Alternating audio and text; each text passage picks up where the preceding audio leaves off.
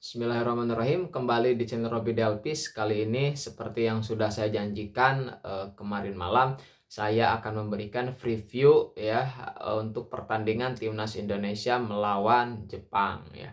Oke, ada kurang lebih beberapa hal yang ingin saya sampaikan. Yang pertama dulu dari segi statistik ya, terutama dari jumlah gol dan jumlah kebobolan. Nah, Timnas Indonesia merupakan tim yang belum pernah menang ya, 3 kali imbang dan 1 kali mengalami kekalahan dari 4 pertandingan, mencetak itu 4 gol, kemudian kebobolan 5 gol. Artinya produktivitas tidak terlalu menonjol, kemudian pertahanan juga ya memang tidak terlalu buruk ya, tetapi minus 1 gol itu berarti tetap kebobolan itu lebih banyak daripada mencetak gol. Sebaliknya, calon lawannya adalah Timnas Jepang. Yang kita tahu Timnas Jepang itu selama menjalani 4 pertandingan itu 3 kali menang dan 1 kali hasil seri. Dari 4 pertandingan tersebut, Jepang berhasil mencetak 15 gol dan hanya kebobolan 1 gol. Tentu ini catatannya yang luar biasa sekali. Jepang menjadi tim yang paling produktif sekaligus tim yang paling baik pertahanannya. Dan memang dominasi Jepang itu sangat luar biasa sekali di grup ini. Oke, itu yang pertama. Nah, yang kedua adalah taktik seperti apa yang akan dilakukan oleh Coach Sintayong. Kalau kita lihat ulasan-ulasan yang diberikan oleh para pengamat maupun komentator, nah semua menyarankan Coach Sintayong sebaiknya parkir bus ya. Parkir bus dalam pengertian ya defense ya, memperkuat defense, jangan bermain terbuka ya. Kenapa? Karena kalau bermain terbuka itu beresiko terlalu besar. Ya, resikonya memang terlalu besar ketika satu tim bermain terbuka dengan tim yang begitu luar biasa. Dengan tim yang begitu superior itu bisa saja menyebabkan tim tersebut kalah telak ya, kebobolan begitu banyak gitu kan. Tetapi sebagian lain juga melihat bahwa ada peluang gitu kan. Jangan terlalu parkir bus gitu kan. Nah, bagaimana sebetulnya taktik yang akan dilakukan oleh Coach Sintayong? Pertama begini, targetnya, nah ini targetnya melawan Jepang di kandang itu bukanlah menang yang saya tahu, tapi target yang paling realistis adalah menahan imbang. Ya, kenapa target realistisnya menahan imbang? Karena untuk menang memang sangat berat gitu ya, sekalipun ini di rumah gitu kan, di kandang sendiri, tetapi melawan tim dengan superioritas yang luar biasa seperti Jepang, tetap saja kita akan mengalami sangat kesulitan atau super kesulitan. Nah, oleh karena itu memang target realistis dari 2 pertandingan ini, Jepang dan Arab Saudi, itu adalah dengan Jepang seri, kemudian dengan Arab Saudi bisa menang. Nah, kalau targetnya seri berarti ya taktik parkir bus atau bahkan parkir pesawat itu sebetulnya adalah taktik yang paling baik. Nah, kenapa dikatakan taktik yang paling baik? Ya, minimalnya ketika kita menerapkan taktik parkir bus, nah semua pemain Jepang akan terus-menerus menyerang. Nah, terus-menerus menyerang ketika kita mampu membentuk pertahanan yang solid, itu akan membuat tim frustasi. Nah, ketika frustasi itulah kita punya peluang untuk sedikit banyak memberikan ancaman ya. Jadi defense counternya itu masuk. Tapi tentu defense yang didahulukan. Kita ambil contoh misalnya ketika pertandingan melawan Australia. Nah, ketika melawan Australia, nah kita memang juga melakukan parkir bus ya. Begitu banyak pemain yang menumpuk, hanya saja nah kita kemudian kebobolan ketika timnas Australia menyadari bahwa dengan parkir bus dan sulit ditembus, akhirnya mereka melakukan banyak percobaan dari luar kotak penalti ya, tendangan, dan gol pertama itu dari Paredes itu kan diciptakan dari tendangan jarak jauh luar kotak penalti. Nah, artinya ketika timnas Indonesia melakukan parkir bus pun tetap pressingnya harus ketat ya, pressingnya harus kuat. Kenapa? Untuk mengantisipasi tadi tendangan-tendangan jarak jauh yang akan dilakukan oleh para pemain timnas Jepang. Nah, artinya memang taktik parkir bus ini menurut saya juga terlihatnya adalah sebagai salah satu opsi yang paling memungkinkan untuk diambil. Mengingat memang untuk mengalahkan Jepang sekalipun bermain di kandang dengan kualitas yang meningkat dari kita, kemudian juga di hadapan supporter, tetap saja gitu ya. Walaupun kita bermain bagus itu kan, tapi kalau melihat performa Jepang yang seperti sekarang, itu sangat sulit ya. Peluang untuk bisa menang, kalau mengejar menang itu sangat tipis gitu ya. Bahkan pelatih asal Kroasia yang melatih Persib Bandung ya, Coach Bojan Hodak juga memberikan mention ya, menyebutkan bahwa ya sulit untuk melihat apakah timnas Indonesia bisa menang atau tidak melawan Jepang. Nah, ketika melawan Arab Saudi, nah itu baru ada peluang. Nah, artinya memang kalau pakai bahasanya Binder Singh ya, pengamat sepak bola itu timnas Indonesia tidak perlu bermain cantik. Ya bermain parkir bus saja, bermain kemudian benar-benar menjadi tembok yang kokoh bagi timnas Jepang. Tetapi juga kalau bisa bermainnya jangan terlalu low block ya, jangan terlalu dalam. Sebab kalau terlalu dalam kemudian muncul kesalahan, nah itu bisa dihukum langsung oleh para pemain Jepang gitu ya. Nah itu soal taktiknya. Jadi yang disarankan memang yang bagusnya memang lebih baik timnas Indonesia pakai taktik parkir bus ya.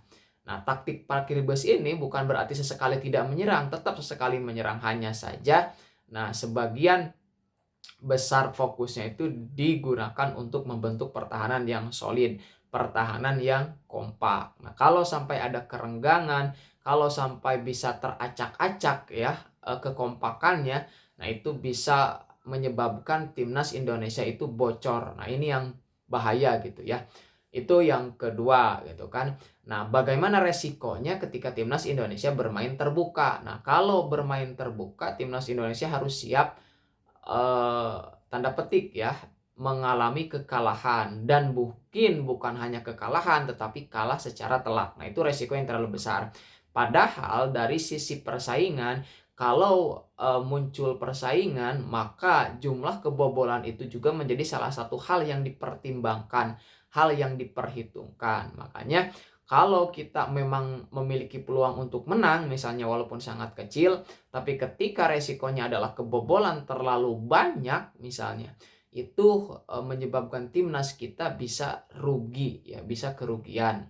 Nah, makanya kita tidak tahu ya apa yang akan dilakukan oleh Coach Sintayong, tetapi memang sebaiknya ya sudahlah, untuk taktiknya itu parkir bus saja. Oke, itu yang kedua.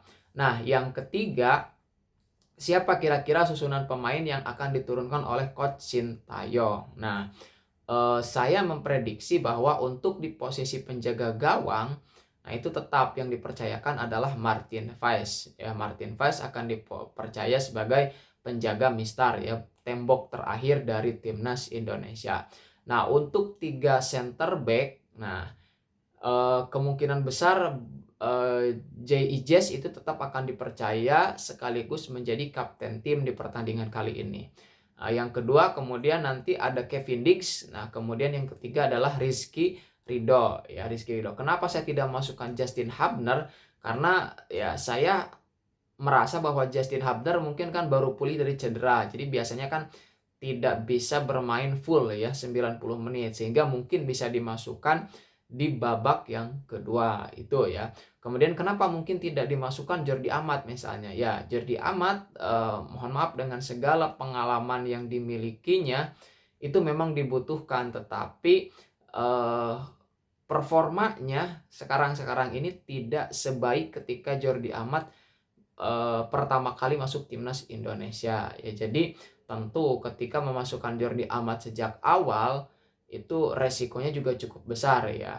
Bahkan kita tahu kan di Piala Asia yang lalu, nah Jordi Amat yang melakukan pelanggaran ya, sehingga berbuah penalti bagi timnas Jepang. Oke, jadi 3 center back itu adalah Rizky Ridho, Kevin Dix, dan juga J.I. Jazz. Nah, untuk di posisi selanjutnya yaitu 2 pemain tengah ya atau gelandang, saya memprediksi memang Ivar Jenner dan Tom Hai akan didaulat sejak awal ya. Nah, Ivar Jenner akan lebih ke bertahan, kemudian Tom Hai akan lebih ke menyerang gitu kan, seperti biasa mengalirkan bola ke pemain depan.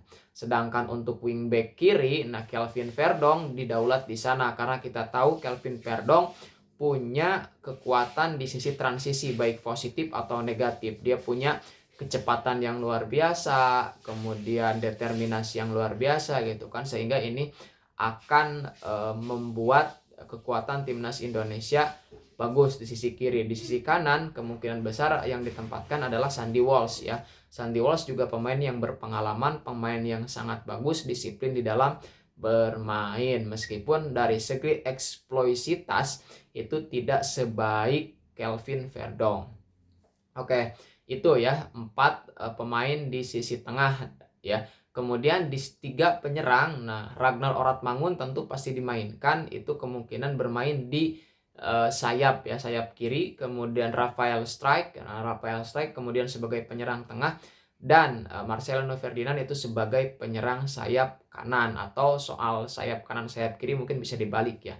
Mungkin Marcelo di kiri, Ragnar di kanan atau seperti itu. Tapi 3 penyerang itu akan ditumpukan kepada Ragnar Oratmangun, Marcelino Ferdinand yang jauh lebih ofensif, kemudian juga adalah Rafael Strijk. Nah, itulah komposisi pemain, susunan pemain yang diprediksi akan diturunkan oleh Coach Sintayong gitu kan. Tentu setelah mereka, Coach Sintayong masih punya beberapa senjata, di antaranya mungkin saja nanti Pratama Arhan juga dimasukkan untuk memberikan ancaman lewat yang namanya lemparan jauh ya. Karena lemparan jauh ini juga berkali-kali beberapa tim itu terancam dan bahkan bisa dijebol lewat skema dari lemparan jauh Pratama Arhan. Oke, nah itulah prediksi susunan pemain ya, prediksi susunan pemain. Nah, berikutnya bagaimana posisi atau skor yang akan terjadi ya. Nah, kalau misalnya timnas Indonesia bermain tidak terbuka ya, parkir bus seperti yang saya jelaskan tadi, maka skornya menurut saya bisa 1-1 ya. Bisa 1-1 kalau parkir bus nih. Kalau taktik timnas Indonesia parkir bus itu skornya bisa 1-1. Tapi kalau permainannya agak terbuka, maka timnas Indonesia bisa kembali menelan kekalahan. Skornya bisa 2-0 atau 3-1 ya. Timnas Indonesia mengalami kekalahan kalau permainan terbuka. Tapi kalau pakai taktik parkir bus, nah itu bisa menahan imbang timnas Jepang. Skornya mungkin bisa 0-0 ataupun 1-1. Oke, itu ya prediksi susunan pemain, taktik seperti apa, dan kemungkinannya.